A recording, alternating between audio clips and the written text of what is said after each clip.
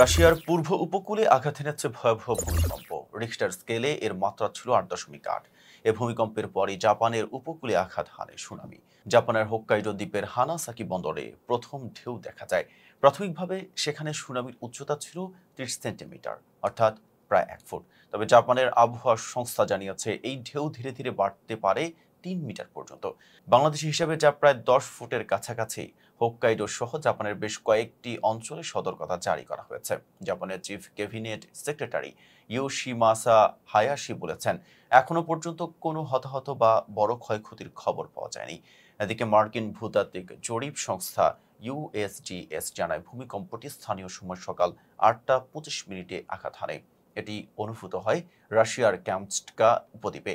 শুরুতে ভূমিকম্পের মাত্রা ৮ জানানো হলেও পরে তা সংশোধন করে ৮.৮ বলা হয়। এই ভূমিকম্পকে এই অঞ্চলের গত কয়েক দশকের মধ্যে সবচেয়ে শক্তিশালী বলা হচ্ছে। তবে এখনও রাশিয়াতেও কোনো হতাহতের খবর পাওয়া যায়নি। সতর্কতা হিসেবে শাখালিন এলাকার একটি ছোট শহর থেকে বাসিন্দাদের সরিয়ে নেওয়া হয়েছে। জাপানের পাশাপাশি সুনামি সতর্কতা জারি করা হয়েছে তাইওয়ান ও যুক্তরাষ্ট্রের হাওয়াই দ্বীপে। সতর্ক অবস্থায় রয়েছে দেশগুলোর উপকূলীয় নিরাপত্তা বাহিনী ও উদ্ধারকর্মীরা।